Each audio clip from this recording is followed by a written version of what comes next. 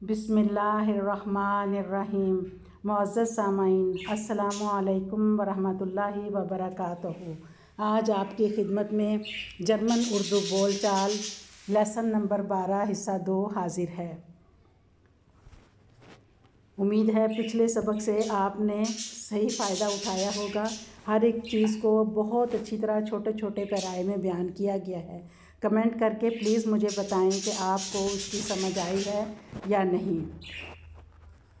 आज हम lesson number 11 part 2 करेंगे। लेसन नंबर 11 में हमने एक्यूज़ेटिव केस शुरू किए थे। काजुस यानी केस के बारे में मैंने आपको बताया था कि केस को डॉइच में काजुस कहते हैं। ठीक है, तो पिछले लेसन में हमने नॉमिनेटिव केस सीखा था। पहले नंबर पे जो काजुस है या केस है वो नॉमिनेटिव है, दूसरे नंबर पर एक्यूज़ेटिव है। एक्यूज़ेटिव केस क्या है? किसी जुमले में ख़ास वर्ब और ख़ास प्रोपोजिशन का इस्तेमाल एक्यूज़ेटिव कहलाता है। यानी कुछ वर्ब और कुछ ख़ास प्रोपोजिशन ऐसी होती हैं जो सिर्फ एक्यूज़ेटिव केस में इस्तेमाल होती हैं। वर्ब को उर्दू में फ़ेल कहते हैं, यानी कि इसमें किसी काम का होना पाया जाता है। और प्रीपोजिशन क्या है?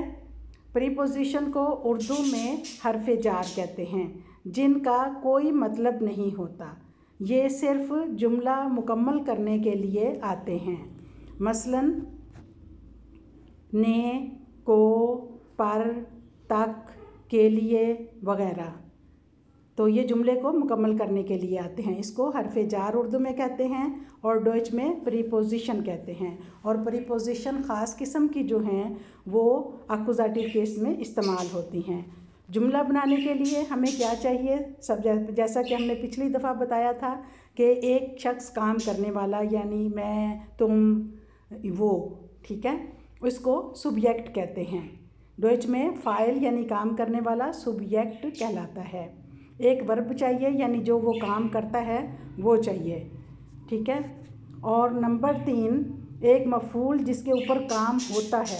जब जुमले में मफ़ूल हो जिसके ऊपर काम किया गया हो तो उसको ऑब्जेक्ट कहते हैं। और जिस जुमले में ये तीनों चीज़ें हों, सुब्जेक्ट, वर्ब और ऑब्जेक्ट, वो जुमला एक्यूज़ेटिव कहलाता है।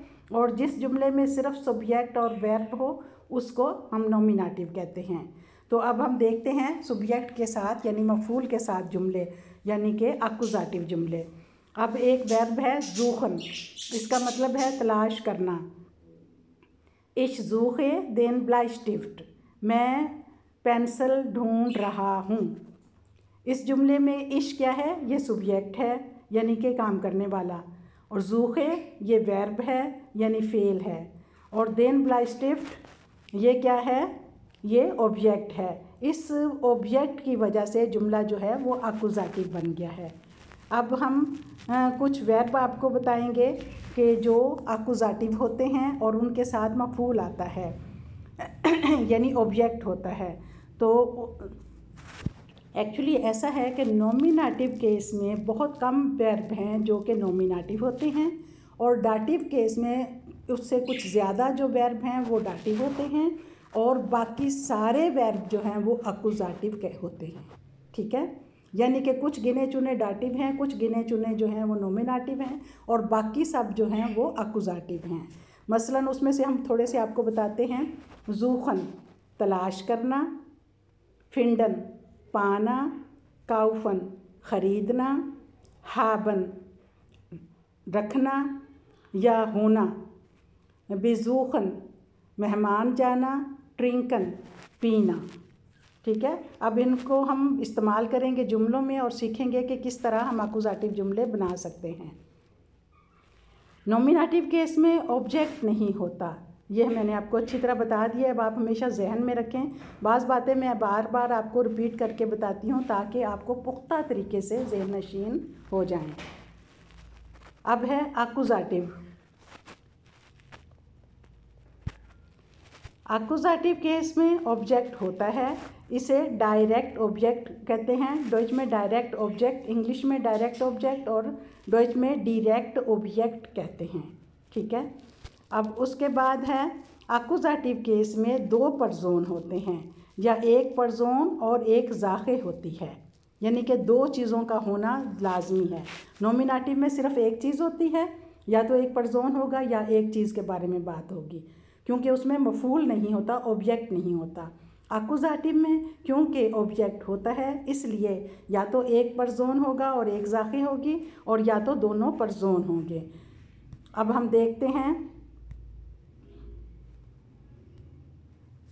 जुमले में अगर 2 परजोन हों तो एक सब्जेक्ट होगा और दूसरा ऑब्जेक्ट होगा। जिस जुमले में ऑब्जेक्ट हो उसे एक्यूजेटिव कहते हैं। मसलन एक जुमला बनाते हैं, अली हाट आइनन ब्रूदर। इस जुमले में अली एक परजोन है और ब्रूदर जो है आइनन ब्रूदर ये भी एक परजोन है। अली जो है वो नॉमिनेटिव के तौर पे आया है, हाट जो है वो वर्ब है, और आइनन ब्रूदर क्या है, ये एक्यूजेटिव है। ठीक है, समझ में आया। यानी कि इसमें अली क्या है, सब्जेक्ट है जो नॉमिनेटिव है, आइनन ब्रूदर ऑब्जेक्ट है या एक्यूजेटिव केस है। अब हम जुमले बनाते हैं। पिछली वीडियो में आपको एक्यूजेटिव के बारे में बताया था। प्लीज़ मेरी वीडियो से अगर कुछ सीखना चाहते हैं तो पूरी तवज्जो से बार बार सुने, एक कॉपी बनाएं, उस पर नोट लिखें, जो बात समझ में ना आए कमेंट्स करें और पूछें। इस तरह बर वक्त आपकी परेशानी का इल्म होगा और उसे इंशाअल्लाह हल किया जाएगा। अब हम मिसालों से वाज़े करते हैं। दस किंड जीट आइनन हुंड। जीट का मतलब जेन होता है, जेन का मतलब देखना है। लड़के ने कुत्ते को देखा। दस किंड जो है ये क्या है, ये सब्जेक्ट है यानी नॉमिनेटिव है। जीट क्या है, वर्ब है। आइनन हुंड, अब ये ऑब्जेक्ट है, इस वजह से ये जुमला जो है, क्योंकि इस जुमले में ऑब्जेक्ट है, मफूल है, इसलिए ये एक्यूजेटिव जुमला है। इसमें दस किंड सब्जेक्ट है जो कि नॉमिनेटिव है, आइनन हुंड ऑब्जेक्ट है जो कि एक्यूजेटिव है।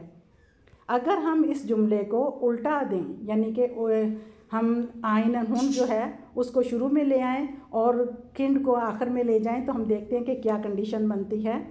अगर हम इस जुमले को उल्टा दें, यानी हुंड को शुरू में ले आएं और किंड को आखिर में ले जाएं, मसलन दिया हुंड जीट द स्किंड।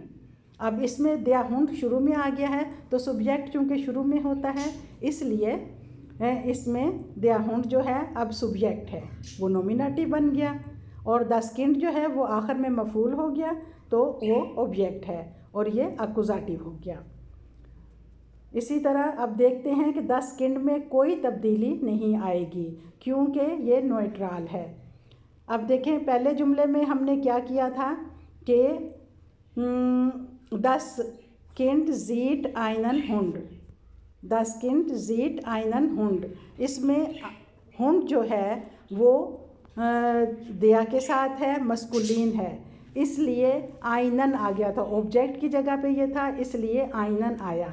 लेकिन इस जुमले में जो हमने बनाया है, ये जुमला जो है दिया हुंड जीट द स्किंड,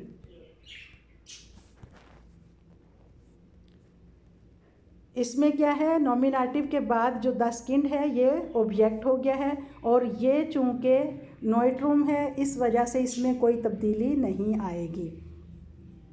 अच्छा, अब हम देखेंगे कि एक्यूजेटिव में आर्टिकल किस तरह तब्दील होते हैं। ठीक है, आर्टिकल इन एक्यूजेटिव।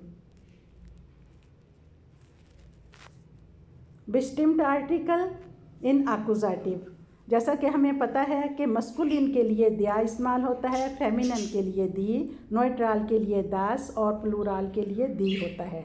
तो एक्यूजेटिव केस में जो मस्कुलिन है वो दिया जो है वो देन में तब्दील हो जाता है। क्या तब्दीली आती है कि मस्कुलिन केस में दिया देन में तब्दील हो जाता है, जबकि फेमिनिन में दी ही रहता है, न्यूट्रल में दास ही रहता है, और प्लूरल में दी ही रहता है। अब हम देखते हैं कि उन डिस्टिंक्ट आर्टिकल में क्या तब्दीली वाक़या होगी। तो उन डिस्टिंक्ट आर्टिकल क्या है, मस्कुलिन के लिए आइन, फेमिनिन के लिए आइने और न्यूट्रल के लिए आइन है, प्लूरल के लिए कुछ भी नहीं है। तो इसमें यह है कि मस्कुलिन केस में आइन जो है वो आइनन में तब्दील हो जाता है। हमने बताया है कि अक्यूज़ेटिव केस में उन बिस्टिम्ड आर्टिकल आइन आइनन में तब्दील हो जाता है, जबकि फेमिनन आइने ही रहता है, नोइट्रोम आइन ही रहता है। अक्यूज़ेटिव केस में सिर्फ मस्कुलिन आर्टिकल में तब्दीली आती है, यानी दिया देन में तब्दील हो जाता है, और उन बिस्टिम्ड आर्टिकल में आइन जो है वो आइनन में बदल जाता है।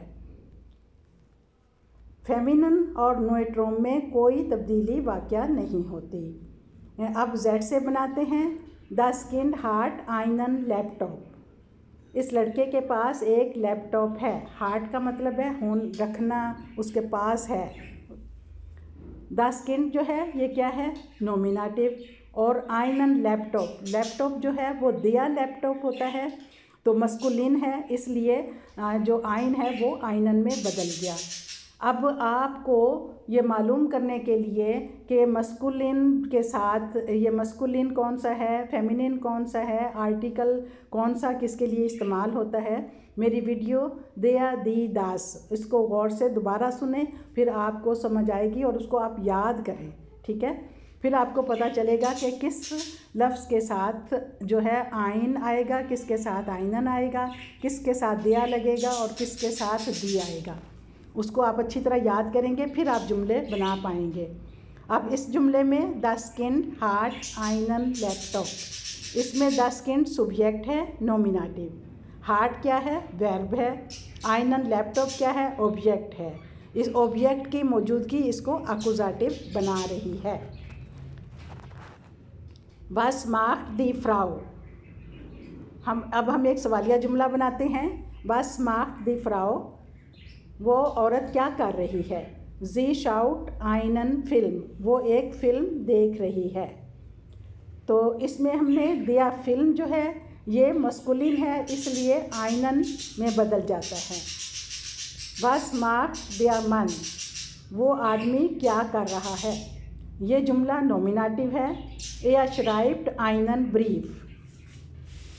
बस मार्क दिया मन, इसमें सिर्फ एक आदमी के बारे में सवाल है, ठीक है, एक आदमी पाया जा रहा है इसलिए ये नॉमिनेटिव है।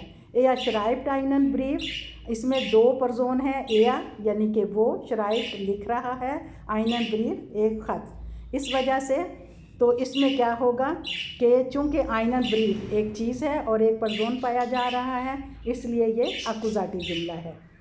इसमें दिया ब्रीफ मस्कुलिन है, इसलिए आइनन में बदल जाएगा, यानी कि ये अक्यूज़ेटिव है। बस मार्क दिया मन, ये आदमी क्या कर रहा है। ए श्राइब्ड आइन बुक। अब आइन बुक जो है ये आइन बुक जो है ये नोइट्रोम है। ये नोइट्रोम में कोई तब्दीली नहीं आती। आइन बुक ऑब्जेक्ट है इसलिए अक्यूज़ेटिव है। आइन बुक नोइट्रोम है इसलिए इसमें कोई तब्दीली नहीं आएगी। इससे पता चला कि कुछ वर्ब सिर्फ अक्यूज़ेटिव में इस्तेमाल होते हैं, मसलन हाबन, माखन, शावन, श्राइबन, ऐसन। ये तमाम वर्ब जो हैं ये अक्यूज़ेटिव हैं। अब आप इसके जुमले बना सकते हैं। आप खुद कोशिश करें और इसके जुमले बनाएं और कमेंट्स में मुझे बताएं कि आया आप जुमले बना सकते हैं या नहीं। ज़ाट्सटेलुंग, इंग्लिश में वर्ड ऑर्डर को ज़ाट्सटेलुंग कहते हैं।